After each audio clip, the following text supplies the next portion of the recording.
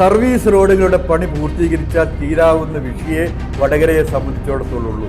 നിങ്ങളിങ്ങനെ ഇറങ്ങിയിട്ട് വടകര മുഴുവൻ കഞ്ചക്ഷാന്ന് പറഞ്ഞിട്ടുള്ള ഈ ബ്ലോഗുകളുണ്ടല്ലോ, അത് ഞങ്ങളെ സംബന്ധിച്ച് പ്രയാസങ്ങൾ ഉണ്ടാക്കുന്നുണ്ട്. ലിങ്ക് റോഡിലൊക്കെ തന്നെ ബസ് മാറുന്നതോടുകൂടി വ്യാപാര മേഖല മാത്രമല്ല പൊതുജനങ്ങൾക്ക് മൊത്തം. വടകര പഴയ ബസ് സ്റ്റാൻഡിലേക്ക് മാറ്റിയ ബസ്സുകൾ തിരിച്ച് ലിങ്ക് റോഡിലേക്ക് തന്നെ മാറ്റാനുള്ള തീരുമാനത്തിൽ പ്രതിഷേധവുമായി വ്യാപാരികളുടെ എല്ലാ സംഘടനകളും ഇതിനെ എതിർക്കുകയാണ് ചെയ്യുന്നത്. പഴയ സ്റ്റാൻഡിലേക്ക് ബസ്സുകൾ മാറിയതോടെ വ്യാപാര മേഖലയിൽ വലിയ ഉണർവുണ്ടായെന്നാണ് ഇവർ ചൂണ്ടിക്കാട്ടുന്നത്. വ്യാപാരി വ്യവസായ ഏകോപന സമിതി, വ്യാപാരി വ്യവസായ സമിതി, പ്രൊഡ്യൂസ് മർച്ചൻസ് അസോസിയേഷൻ തുടങ്ങിയവരുടെ യോഗം ഇവിടെ മർച്ചൻസ് അസോസിയേഷൻ ഹാളിൽ ചേർന്നിട്ടുണ്ട്. ഈ യോഗത്തിന്റെ തീരുമാനപ്രകാരം വ്യാഴാഴ്ച RDO ഓഫീസിലേക്ക് മാർച്ച് നടത്താൻ തീരുമാനമായിട്ടുണ്ട്. ബസ്സുകൾ യാതൊരു കാരണവശാലും ലിങ്ക് റോഡിലേക്ക് മാറ്റരുതെന്നാണ് ഇവർ അഭിപ്രായപ്പെടുന്നത്. വളരെ ദൗർഭാഗ്യകരമായ ഒരു തീരുമാനമാണ് ഇന്നലെ കളക്ടറുടെ മീറ്റിംഗിൽ ഉണ്ടായിട്ടുള്ളത്. കഴിഞ്ഞ 6-7 വർഷമായിട്ട് വടകരക്കാരെ അനുഭവിച്ച ദുരിതം ഒഴിവായിക്കൊണ്ട് നമ്മൾ ബസ്സുകളൊക്കെ പഴയ സ്റ്റാൻഡിലേക്ക് മാറ്റിയിരുന്നു. അത് തിരിച്ച് വീണ്ടും ലിങ്ക് റോഡിലേക്ക് മാറ്റുക എന്ന് പറഞ്ഞാൽ വടകര വ്യാപാര മേഖലയെ സംബന്ധിച്ചോളം ഭയങ്കര പ്രയാസം ഉണ്ടാക്കുന്ന കാര്യം. അതിവിടുത്തെ എല്ലാ അധികാരികൾക്കും ബോധ്യമുള്ള കാര്യമാണ്. പഴയ സ്റ്റാൻഡിൽ നിന്ന് വീണ്ടും ലിങ്ക് റോഡിലേക്ക് ബസ് കൊണ്ട് മാറ്റിയത് കൊണ്ട് മാത്രം ഒരു ട്രാഫിക് കഞ്ചക്ഷൻ ഇവിടെ കുറയാൻ പോകുന്നില്ല. അത് ഇന്നലത്തെ മീറ്റിങ്ങിൽ വടകര മുനിസിപ്പാലിറ്റി ചെയർമാൻ വളരെ വ്യക്തമായിട്ട് അധികാരികൾ ചോദിച്ച ചോദ്യം അത്. അതുകൊണ്ട് തന്നെ ബസ് സ്റ്റാൻഡിലെ ബസ്സുകൾ വീണ്ടും ലിങ്ക് റോഡിലേക്ക് മാറ്റുന്ന കാര്യത്തിൽ ശക്തമായ പ്രതിഷേധം വ്യാപാര സമൂഹത്തിൻ്റെ ഭാഗത്തു നിന്നുണ്ട്.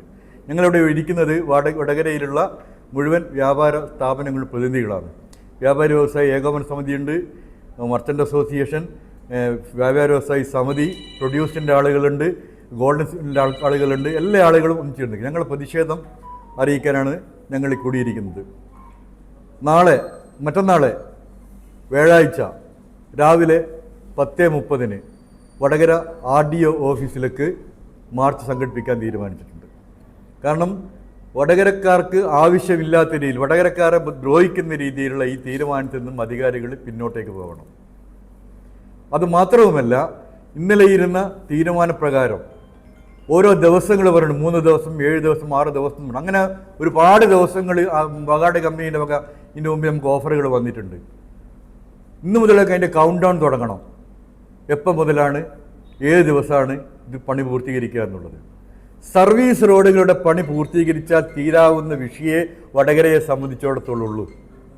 അതിന് കമ്പനിയെ സമ്മർദ്ദം ചെലുത്താതെ ചെരുപ്പിനനുസരിച്ച് കാല് മുറിക്കുന്ന കാര്യത്തിൽ നിന്ന് അധികാരികൾ പിന്മാറണം.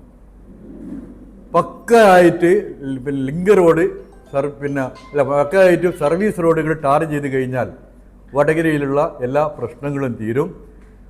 അതുകൊണ്ട് തന്നെ വ്യാഴാഴ്ച നടക്കുന്ന ഈ പ്രതിഷേധ മാർച്ചിൽ വടകരയിലുള്ള മുഴുവൻ വ്യാപാരി സുഹൃത്തുക്കളും ഒന്നിച്ചണിനിരക്കും.